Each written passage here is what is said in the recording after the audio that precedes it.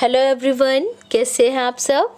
इस वीडियो में कक्षा 10 सामाजिक विज्ञान भूगोल पाठ 5 है। पाठ का नाम है खनिज तथा ऊर्जा संसाधन।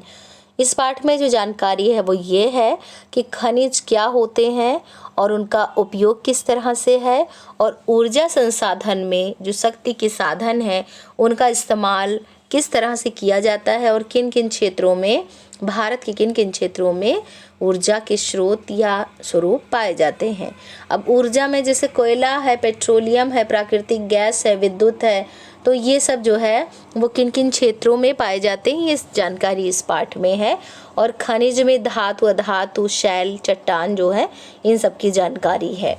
तो चट्टान जो होते हैं वो खनिज का ही मिला जुला स्वरूप है, क्योंकि जो चट्टान होते हैं वो 3 तरह से होते हैं। आप शैल कहिए या चट्टान कहिए, तो चट्टान जो है वो 3 तरह से होते हैं। आग्नेय चट्टान या शैल कह लो, अवसादी शैल को परतदार शैल भी कहते हैं, क्योंकि कूड़े कचरे से सड़ गलकर निर्मित जो चट्टान तैयार होती है। जैसे आपने देखा होगा कि कूड़ा कचरा है तो कहीं पे अगर कचरा इकट्ठा किया जाता है तो कई सालों के बाद वो मिट्टी के स्वरूप में बन जाता है और एक ऊंचाई तैयार हो जाती है। तो इस तरह से जो चट्टान होते हैं वो अवसादी चट्टान या परतदार चट्टान कहलाते हैं। और उसके बाद आग्नेय और अवसादी का मिला जुला स्वरूप एक तैयार होता है, रूपांतरित शैल या कायांतरित शैल है। तो अब देखिए, जो आग्नेय शैल होते हैं ये कठोर होते हैं, ठोस होते हैं और रवेदार होते हैं। और इनके भीतर, आग्नेय शैल के भीतर धरातल में क्या है, सोना, चांदी, तांबा, जस्ता, सीसा, manganese, Magnite, dolerite, granite, gabbro, अभ्रक, रेडियम, क्रोमाइट, गंधक, ये सब पाए जाते हैं। और जो अवसादी शैल होते हैं इनमें खुदाई में क्या होता है, कोयला, पेट्रोलियम, प्राकृतिक गैस और भवन के, मकान के निर्माण के लिए जो पत्थर होते हैं, फास्फेट, पोटास, नमक, ये सब अवसादी शैल में पाए जाते हैं। और जो कायांतरित शैल होते हैं उनमें देखिए, कायांतरित या रूपांतरित शैल जिनके रूप और गुण में बदलाव किया जा सके, जैसे मैग्नीज है, लोहा है, ग्रेफाइट है, हीरा है, संगमरमर है, ये सब कायांतरित या रूपांतरित शैल में शामिल होता है। और खनिज का हमारे रोज के जीवन में इस्तेमाल होता है। जैसे देखिए, टूथपेस्ट है ना, तो इसमें सिलिका, चूना पत्थर, फास्फेट जैसे खनिज का इस्तेमाल किया जाता है। और हमारे शरीर के लिए खनिज महत्वपूर्ण है, ज़रूरी है। अब खनिज की जो उपलब्धता है तो किस तरह से, देखिए अक्सर क्या होता है, अयस्क के रूप में ये पाए जाते हैं खनिज। और कुछ खनिज अवसादी चट्टानों की परत में और उनके स्तर में, यानी आप लेयर में, नीचे कह सकते हैं, पाए जाते हैं। जैसे कोयला है, लौह अयस्क है, जिप्सम है, पोटास है, नमक है, सोडियम है, ये सब अवसादी शैल में पाए जाते हैं। और कुछ खनिज का निर्माण धरातल के जो चट्टान होते हैं उनमें तोड़फोड़ या अपघटन किससे होता है, जैसे बॉक्साइट का निर्माण होता है। और कुछ खनिज पहाड़ों के आधार पर, पहाड़ियों के आधार पर, घाटी के, नदी घाटी के तल के रेत यानी बालू में, जलोढ़ मिट्टी के जमाव में पाए जाते हैं। इन खनिजों में सोना, चांदी, टिन और प्लेटिनम है। और महासागर के जल में एक विशाल खनिज का भंडार मिलता है, जैसे साधारण नमक है, मैग्नीशियम है, ब्रोमीन है। तो ये सब जो है महासागरीय जल में मिलते हैं। अब भारत में जो खनिज हैं वो धातु और अधातु यानी आधात्विक, धात्विक 2 रूपों में पाए जाते हैं या मिलते हैं। और गुजरात में अवसादी शैल और असम में पेट्रोलियम के क्षेत्र हैं। तो राजस्थान में जो है कई लौह खनिज प्रायद्वीपीय शैल क्रम के रूप में पाए जाते हैं। और उत्तरी भारत के विशाल मैदान में जलोढ़, देखिए सबसे ज़्यादा भारत में जलोढ़ मैदान ही है, जलोढ़ मिट्टी ही पाई जाती है। तो इसमें क्या है, उत्तरी भारत के विशाल जलोढ़ मैदान में खनिज की न्यूनता या कमी के कारण इसमें कमी पाई जाती है।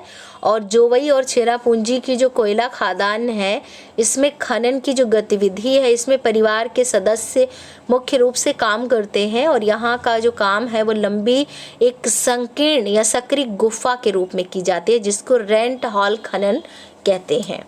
तो अब देखिए, जो खनिज है इनका वर्गीकरण क्या है, धातु और अधातु के रूप में है। अब धातु में क्या होता है, जैसे कि लोहा है, लोह खनिज है या लोह अयस्क है। तो इनमें देखिए लोह खनिज को लोह अयस्क और मैग्नीज में विभाजित कर दिया था, बांट दिया जाता है। भारत में उच्च कोटि के लोह अयस्क का भंडार मौजूद है और सबसे जो सर्वोत्तम प्रकार का लोह अयस्क है वो मैग्नेटाइट है, जिसमें 70% से भी ज़्यादा लोहांश यानी लोहे का अंश पाया जाता है और इसमें सर्वश्रेष्ठ चुंबक के गुण होते हैं जो विद्युत उद्योग में जो है विशेष रूप से उपयोगी होते हैं। और हेमेटाइट में लोहांश की मात्रा लगभग 50 से 60% पाई जाती है। और भारत में लोह अयस्क के जो प्रमुख क्षेत्र हैं वो उड़ीसा, झारखंड। देखिए उड़ीसा और झारखंड में जो पेटी है लोहे के लिए, तो उड़ीसा से उच्च कोटि का हेमेटाइट लोह अयस्क निकाला जाता है और दुर्ग, बस्तर, चंद्रपुर पेटी जो है इसमें इस्पात बनाने के लिए सर्वश्रेष्ठ भौतिक गुण विद्यमान हैं लोहे में। बेल्लारी, चित्रदुर्ग और चिक्कमगलुरु पेटी जो है इसमें कुद्रेमुख की चट्टान संसार के सबसे बड़े जो है लोह भंडार के रूप में है। महाराष्ट्र, गोवा की जो पेटी है यहाँ के लोह अयस्क की गुणवत्ता बहुत बेहतर नहीं होती है। अब देखिए तांबा है, इसका इस्तेमाल बिजली के तार बनाने के लिए इलेक्ट्रॉनिक्स और रसायन उद्योग में प्रयोग किया जाता है और तांबा अपने उत्कृष्ट विद्युत की चालकता के गुण के कारण एक महत्वपूर्ण खनिज है। मध्य प्रदेश का बालाघाट, झारखंड का सिंहभूम और राजस्थान का जो खेतड़ी क्षेत्र है ये तांबा उत्पादक क्षेत्र है। बॉक्साइट जो है वो बॉक्साइट निक्षेप की रचना एल्युमिनियम सिलिकेटों के समृद्ध व्यापक भिन्नता वाली चट्टान के विघटन से होती है, टूटने से होती है। एल्युमिनियम अपनी मजबूती और कम भार के लिए जाना जाता है और बॉक्साइट को गला करके एल्युमिनियम प्राप्त किया जाता है। एल्युमिनियम का उपयोग बर्तन, बिजली के सामान के निर्माण में प्रयोग किया जाता है। अब देखिए भारत में बॉक्साइट मुख्य रूप से अमरकंटक पठार, मैकाली की पहाड़ी और बिलासपुर कटनी के पठारी प्रदेश में पाया जाता है। भारत में उड़ीसा बॉक्साइट का सबसे बड़ा उत्पादक राज्य है। आधात्विक खनिज, ये आपने धातु वाला जान लिया। अब आधात्विक, तो इसकी मुख्य विशेषता आधात्विक की यही होती है कि गलने के बाद इसके नए उत्पाद का निर्माण नहीं होता है। गलाने पिघलाने के बाद नए जो वस्तु हैं या नए उत्पाद हैं इनका निर्माण नहीं होता है, तो वो आधातु होते हैं जिनमें अभ्रक है, चूना पत्थर है। ज़्यादातर परतदार शैलों में, चट्टानों में से ये निर्मित होता है, जैसे ग्रेनाइट है, अभ्रक है। तो अभ्रक जो है इसका इस्तेमाल बिजली और इलेक्ट्रॉनिक उद्योग में ज़्यादा प्रयोग किया जाता है। और अभ्रक जो है ये प्लेटों और जो एक पत्रण क्रम के रूप में मिलता है जिसे चादरों के रूप में आसानी से बांटा जा सकता है। अभ्रक ज़्यादातर काला, हरा, लाल, पीला, भूरा और मतलब ट्रांसपेरेंट वाला होता है। और छोटा नागपुर का पठार, उत्तरी पठारी किनारा, बिहार और झारखंड का जो कोडरमा, गया, हजारीबाग की पेटी, राजस्थान में अजमेर और आंध्र प्रदेश में नेल्लोर अभ्रक के उत्पादक जो प्रमुख क्षेत्र हैं। इसी तरह से चूना पत्थर है, तो चूना पत्थर ज़्यादातर अवसादी चट्टान में मिलता है और इसमें कैल्शियम कार्बोनेट और मैग्नीशियम कार्बोनेट से बनी चट्टानों में ये पाया जाता है और इसका इस्तेमाल सीमेंट उद्योग के रूप में होता है और कर्नाटक और आंध्र प्रदेश में ये मुख्य रूप से पाया जाता है। और अब देखिए जैसे ऊर्जा संसाधन की अगर हम बात करें तो ऊर्जा के उस स्रोत में कोयला है, पेट्रोलियम है, प्राकृतिक गैस है और विद्युत है। तो ये सारी चीज़ें ऊर्जा के स्रोत के रूप में हैं।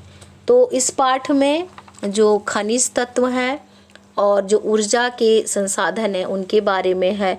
फिर सौर ऊर्जा है, पवन ऊर्जा है, बायोगैस है और ज्वारीय ऊर्जा है, भूताप की ऊर्जा है और फिर अंत में क्या है, ऊर्जा संसाधन जो है इनका संरक्षण किस प्रकार से किया जाए और क्यों ज़रूरी है।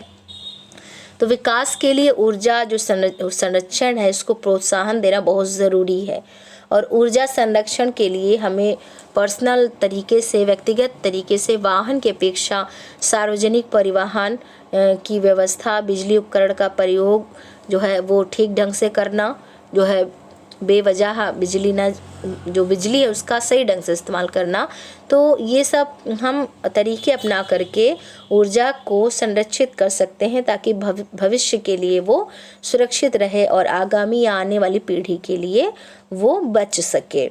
तो देखिए, एक लगातार सतत विकास के लिए हमें नवीकरणीय ऊर्जा संसाधनों के प्रयोग के साथ साथ ऊर्जा का अपव्यय रोक करके इसके संरक्षण की ज़रूरत है।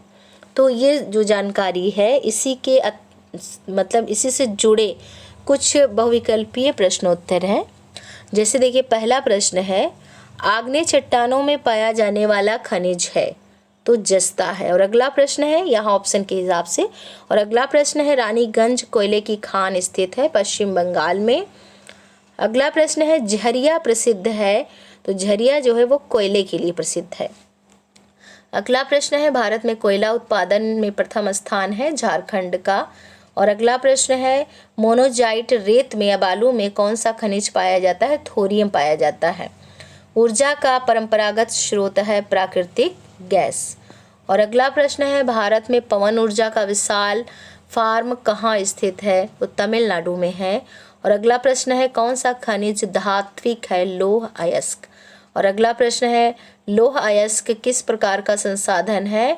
तो लौह अयस्क जो है वो अनवीकरणीय योग्य संसाधन है।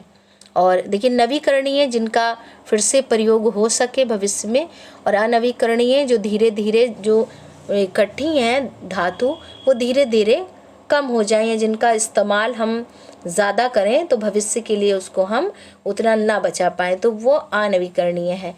अगला प्रश्न है, कौन सा खनिज आधारभूत है? तो लौह अयस्क। किसी भी देश की तरक्की के लिए, उन्नति के लिए, उद्योग धंधों के लिए लोहे का होना बहुत ज़रूरी है। तो आधारभूत जो उद्योग है या खनिज है वो लौह अयस्क है। और अगला प्रश्न है, एंथ्रेसाइट का संबंध किस खनिज से है? तो एंथ्रेसाइट का जो संबंध है वो कोयला से है। और अगला प्रश्न है, बॉक्साइट अयस्क है एल्युमिनियम का। अगला प्रश्न है, सर्वाधिक या सबसे ज़्यादा उपयुक्तता की दृष्टि से किस क्षेत्र में लौह इस्पात उद्योग स्थापित करना चाहिए? तो उपयुक्तता के आधार पर झारखंड और उड़ीसा क्षेत्र है। और अगला प्रश्न है, तांबे का सर्वाधिक उत्पादन करने वाला राज्य कौन सा है? मध्य प्रदेश। और अगला प्रश्न है, झारखंड का कोडरमा खान संबंधित है अभ्रक से।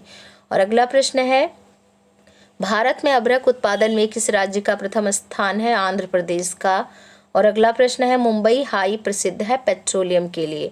और अगला प्रश्न है, हेमेटाइट का संबंध है लौह अयस्क से। तो इस वीडियो में आपने बहुविकल्पीय प्रश्नोत्तर इस पाठ से जो संबंधित थे उनके बारे में जाना है। Thank you.